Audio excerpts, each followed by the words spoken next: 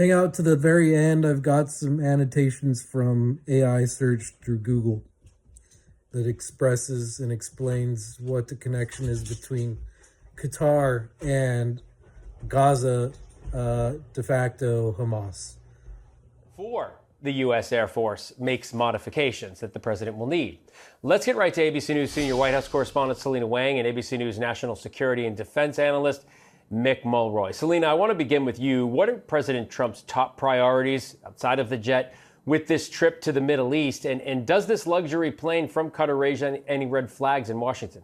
Yeah, well, Phil, first of all, the fact that the president is choosing Saudi Arabia as the first major foreign trip of his second term just signifies this growing political and economic relationship between the U.S. and Saudi Arabia under the Trump administration. You'll remember that Saudi Arabia was also where President Trump had chosen to take his first foreign trip in his first term. And he's once again breaking tradition by skipping over America's closest neighbors. Now, this does come as the Gulf has played a critical role in mediating conflicts around the world, including the war in Ukraine, with Saudi Arabia serving as a venue for separate U.S. talks with both Russia and Ukraine. This also comes as the Trump administration is trying to make progress when it comes to the humanitarian crisis and the war in Gaza. Now, when it comes to that luxury plane, it certainly raises questions about whether or not it's legal for the Trump administration and ultimately the Trump Presidential Library Foundation to accept such a valuable gift from a foreign power. But sources are telling us that both the White House and the Department of Justice have concluded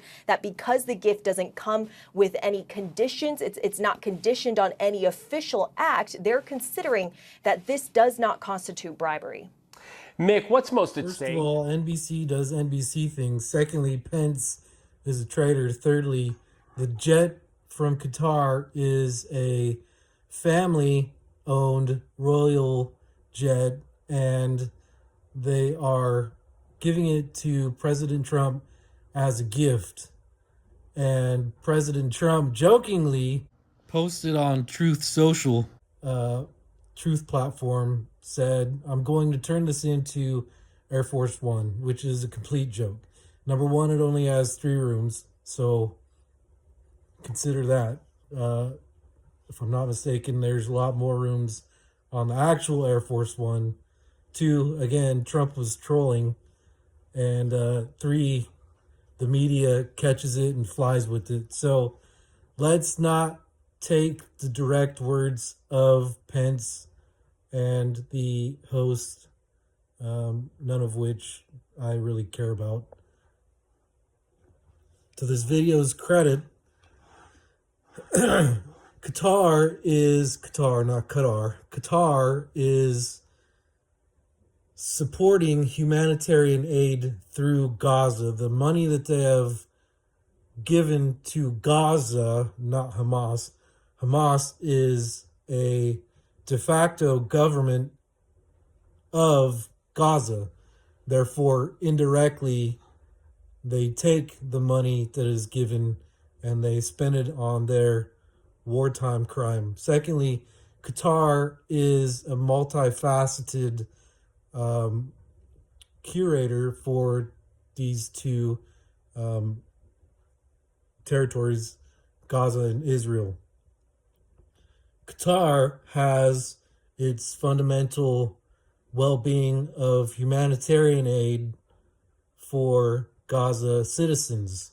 So the $1.8 billion that has been given to Gaza is supposed to be for humanitarian aid, government funding, and employee salaries. So none of this spool up about Qatar is not giving Hamas money to protesters on U.S. campuses.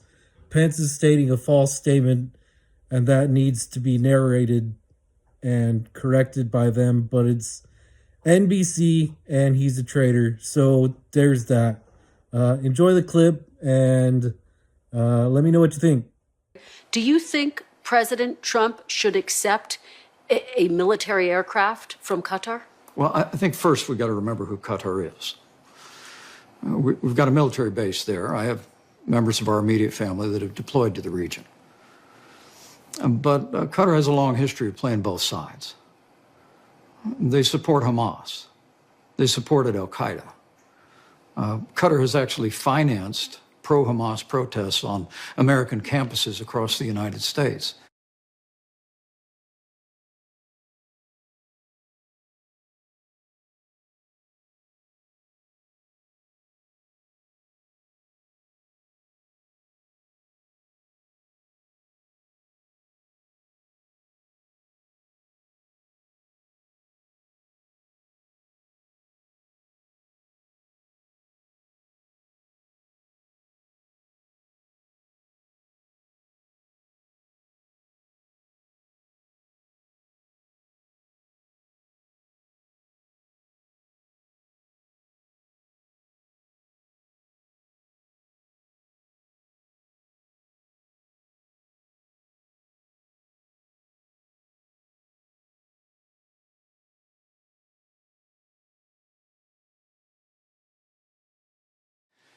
And so the very idea that we would accept an Air Force One from Qatar, I think, is inconsistent with our security, with our intelligence needs, and my hope is the president reconsiders it. I think if Qatar wants to make a gift to the United States, they ought to take that $400 million and plow it into infrastructure on our military base. So you're saying